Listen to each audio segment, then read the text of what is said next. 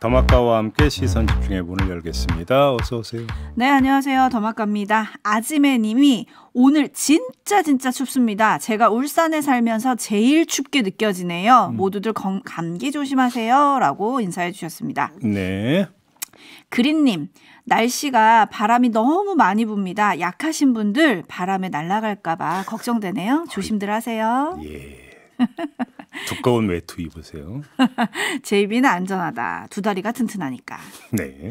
1489님, 안녕하세요. 저는 기업체 통근버스 기사입니다. 오늘 같은 한파에는 30분 일찍 나와서 실내 공기를 따뜻하게 올려줍니다. 그리고 출근하는 1시간 동안 직원 모두 김종배의 시선집중 애청자가 됩니다. 직원들 잠자면서 애청합니다. 오, 그거 좋네요. 10명이 아니네 이러면 40명? 그렇죠. 통근버스라고 하셨으니까 그 큰 관광버스 같은 그 버스 말씀하시는 거 맞겠죠? 아, 기사님 고생하십니다. 안전운전하시고요. 계속 틀어놓으세요. 네. 7시 20분에 운행 시작하신다고 하는데 그러면서 우리 모두 힘차게 출발합시다. 화이팅이라고 해주셨는데 네. 1489님의 이 문자 때문에 지금 JB가 힘이 불끈불끈 나고 있습니다. 아, 그럼요. 그죠? 네, 40명인데. 잘하셨어요. 네. 자, 오늘도 추첨을 통해서 커피 쿠폰 보내드린다고 하니까요. 그나마 따뜻한 위안이 좀 되셨으면 좋겠고요. 뉴스와 분석이 함께하는 JB타임즈, 오늘 주목할 첫 번째 뉴스는요. 오디오로 먼저 만나보시죠. 국민의힘 한동훈 비대위원장은 충남 서천 시장 화재 현장을 30분 먼저 찾아 윤석열 대통령을 기다렸습니다. 악수를 건네는 윤 대통령을 향해 한 위원장은 허리를 90도로 꺾고 인사했습니다. 서울로 돌아갈 듯 윤 대통령의 제안으로 대통령 전용 열차에 함께 올랐습니다. 서울역에 도착해선 이번 만남으로 갈등이 봉합이 되는 것이냐는 기자들의 질문을 받았습니다. 그런 말씀보다는 저희가 민생 지원에 관한 얘기를 서로 잘 나눴습니다. 저는 대통령에 대해서 깊은 존중과 신뢰의 마음을 가지고 있고요. 대통령도 그렇고 저도 그렇고 민생을 챙기고 국민과 이 나라를 잘 되게 하겠다는 생각이 갖고 그거 하나로 여기까지 온 것이거든요. 또 최선을 다해서 4월 10일에 국민의 선택을 받고 이 나라와 우리 국민들을 더 잘 살게 하는 길을 가고 싶습니다. 네, 많은 언론들이 이렇게 봉합이라고 썼던데 봉합이 되는 건가요? 대통령실 고위 관계자가 말했다고 합니다. 꼬인 것들이 풀린 건 맞다. 대통령실에서는 이렇게 그러니까 평가를 했다라는 건데요. 그러면 한동훈 위원장 입장에서는 어떨까요? 한번 요걸 한번 보시죠. 자, 시점을 한번 바꿔보겠습니다. 자, 그 며칠간의 이른바 충돌 양상, 그다음에 어제 나타났던 일종의 제1차 결말. 이 일련의 과정을 국민의힘 의원들의 시점에서 보면 어떤 얘기가 나올까요? 이거저거 이야기할 것 없이 90도 폴더 인사 어제 하지 않았습니까? 이 장면 하나. 그리고 대통령에 대한 깊은 존중과 신뢰의 마음을 표한 것. 이 두 가지 어떻게 국민의힘 의원들이 받아들이겠습니까? 역시 윤석열 대통령이 힘이 세긴 세구나. 이렇게 확실하게 느끼지 않겠습니까? 그리고 이 느낌은 하나의 현상으로 나타날 거라는 겁니다. 한동훈 위원장한테 줄 서는 현상을 머뭇거리는 현상. 이걸 이렇게 정리를 해야 될 거고요. 두 번째, 국민 시점에서 한번 보죠. 역시 똑같습니다. 윤석열 대통령은 힘이 세고 변하지 않으면 한동훈 위원장은 역부족이라는 걸 확실히 느꼈을 거라는 겁니다. 한동훈 위원장이 와도 수직적 당정 관계는 변하지 않는다는 것도 느꼈을 것 같고요. 그리고 이런 느낌은 또 하나의 현상으로 나타날 겁니다. 당정의 변화, 당정 관계의 변화에 대한 기대감이 줄어드는 현상으로 나타나지 않겠느냐라는 겁니다. 일단 봉합이라고 하니까 이 봉합에 대한 평가는 이렇게 내릴 수 있을 것 같습니다. 지금 JB가 정리해 주신 이게 바로 한동훈 비대위원장의 한편으로는 딜레마 아닐까요? 근데 자, 딜레마 이야기하니까 제가 소식 하나 더 전해드릴게요. 오늘 중앙일보를 보면 중앙일보가 원희룡 전 국토부 장관하고 인터뷰를 했어요. 재미난 현상이 기사를 보면은 인터뷰 시점이 10일과 18일 두 차례 4시간 넘게 이어졌다고 했는데 인터뷰 내용에 충돌 내용이 포함이 되어 있더라고요. 그 충돌은 그 뒤에 빚어졌는데 그러니까 이제 나중에 추가한 것 같은데 인터뷰하고 나서. 근데 아무튼 그 한 대목 관련 대목 제가 한번 전해드릴게요. 질문을 던집니다. 윤석열 대통령과 한동훈 위원장이 그제 김건희 여사 명품백 수수 논란 등으로 충돌했다. 이렇게 질문을 합니다. 그랬더니 원희룡 전 장관이 뭐라고 대답을 하느냐. 민주당의 갈라치기 선동 드라이브에 끌려갈 이유는 없지만 논란은 풀긴 풀어야 한다. 라고 이야기를 합니다. 논란을 풀긴 풀어야 한다고 원희룡 장관은 이야기했는데 자 그러면 그 논란을 한동훈 위원장은 풀었느냐라는 겁니다. 안 풀었잖아요. 못 풀었잖아요. 네. 그러니까 이게 뭡니까? 그래서 이 봉합인데 봉합의 결과는 뭐냐? 한동훈 위원장의 낮은 자세만 확인한 거 아니냐 이런 말씀을 그래서 드리는 거거든요. 그래서 많은 언론들이 오늘 아침 조간들도 쭉 봐도 근본적인 문제 해결이 있어야 된다라는 얘기를 하면서 많이 주목하는 게 김경률 비대위원의 거취 문제더라고요.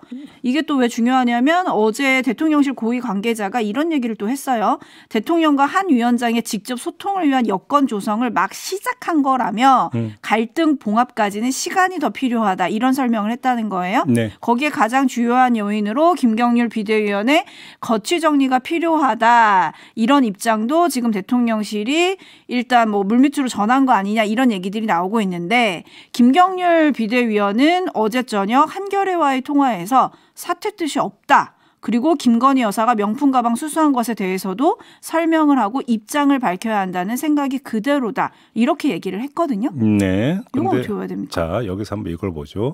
대통령실 입장에서는 이참에 확실하게 단속하기 위해서는 김경률 그 비대위원의 거취 문제를 확실하게 매듭짓는 게 좋겠죠. 대통령실 입장에서는.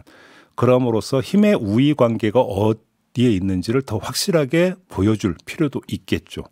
근데 그렇게 되어버리면 한동훈 위원장은 완전히 막다른 골목에서 퇴로가 없는 상태에서 그냥 맞는 이런 격이 되는 것입니다.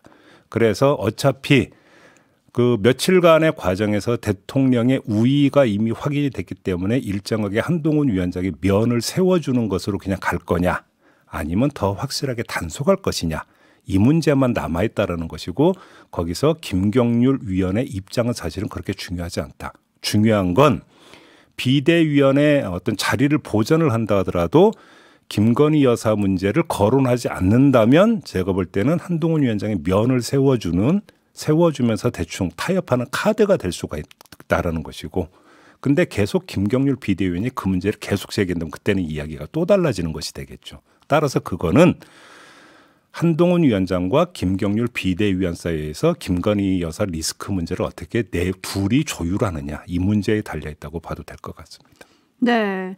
한편 어제 저녁에 이제 공천이 2차 회의 결과도 좀 주목을 받았는데 왜냐하면 3연패한 곳은 전략공천이 가능해지게 룰이 됐거든요. 네. 그러니까 김경률 비대위원이 손든 마포울도 여기 해당이 돼요. 그렇죠. 그래서 이제 또 언론의 주목을 많이 받았는데 어쨌든 일단 봉합이라고 하더라도 공천 국면에서 또다시 갈등이 일어날 수 있는 거 아니냐 이런 문제들도 또 계속 제기가 되더라고요. 그런데 이제 공천 국면에서의 그 갈등 그 부분은 그러니까 분명히 있다고 봐야 될 것 같습니다. 근데 공천에서의 갈등이 벌어지느냐 안 벌어지느냐에 있어서 1차 전조 현상은 공천 룰 결정 과정이거든요. 근데 공천 룰 결정 과정에서 지금 잡음이 나오고 있느냐라는 겁니다. 안 나오고 있잖아요. 그렇죠? 그러면 그 다음에는 그 룰 적용의 문제가 될 텐데 그런 점에서 특정인의 어떤 그 공천 여부 문제가 그렇다면 공천 갈등의 유일한 요소가 된다라는 거거든요.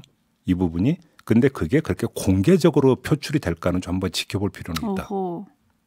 네. 그렇지 알겠습니다. 않습니까? 예를 들어서 한동훈 위원장이 특정인의 공천 탈락이나 공천 문제에 대해서 문제 제기를 하거나 아니면 공개적으로 밀어붙이거나 이런 양상이 나타날 수 있느냐라는 것이죠. 예를 들어서 뭐 쉽게 얘기할 것 없이 용산 출신 후보자들의 공천에 대해서 한동훈 위원장이 공개적으로 언급을 하고 나서겠느냐라는 겁니다. 그러니까 2차 라운드 공천 갈등이라는 게 바로 이런 걸 염두에 두고 지금 언론이 이야기하는 거 아니겠습니까? 그렇죠? 그렇죠. 근데 어차피 그런 문제를 전혀 갈등 없이 진행되고 있는 공천 룰에 의거해서 했다. 이렇게 나올 거 아니냐는 것이죠. 제가 드리는 말씀은. 이게 완전 봉합이냐 일단 봉합이냐 여기에 대해서도 지금 촌철님들의 반응이 엇갈리고 계신데요. 꿈꾸는 소녀님은 이게 어디 봉합입니까? 싸움이 안 되는 관계죠 라고 정리해 주신 반면에 양근삼님은 인요한 전 위원장 호출해서 봉합수술 해야 하나요? 라고 해주셨고 반면에 마징가님을 비롯한 여러분들은 근데 화해할 거면 용산에서 하지 왜 화재 현장에서 했는지 사실 이해는 안 갑니다. 피해당한 상인들을 상대로 뭘 과시하는 건가요? 라는 의견들도 많이 들어오고 있습니다. 그런데 그거는 나름의 이유가 있는 것이죠. 다시 말해서 윤석열 대통령과 한동훈 위원장이 조우하는 형식이 아니라 준비를 해서 만나는 어떤 이런 형식이 돼버리면 거기에는 뭐가 따라붙게 됩니까? 의제가 따라붙게 됩니다. 가장 근본적인 의제도 올라가겠죠? 그렇죠. 의제가 따라붙기 때문에 브리핑을 해야 됩니다. 어떻게든 국민들한테 설명을 해야 되는 것이죠. 그래서 이렇게 논의했고 이런 결론을 봤다. 그런데 화재 현장에서 조우하는 그 형식이 돼버리면 그럴 이유가 전혀 없는 거 아니겠습니까? 그죠? 부담이 없는 것이죠. 그런 점에서. 그래서 선택했다. 알겠습니다. 또 관련해가지고 여권의 움직임도 궁금한데요. 잠시 후 김민수 대변인과 인터뷰에서 그 궁금증은 해소를 해보고요. JB타임즈 다음 주목할 뉴스는 어떤 건가요? 허식 인천시 의회 의장이 5.18 광주 민주화운동을 폄훼하는 내용의 신문을 의원들에게 돌렸다가 문제가 됐고 소속 정당이었던 국민의힘이 징계를 추진하려고 하니까 탈당한 일이 있지 않았었습니까? 네. 그 뒤에 인천시 의회가 허식 의장 불신임안을 본회의에 올렸습니다. 어제 본회의가 열렸는데 안건 처리가 무산돼 버렸습니다. 진행을 맡은 허식 의장이 안건 상정을 거부했기 때문인데요.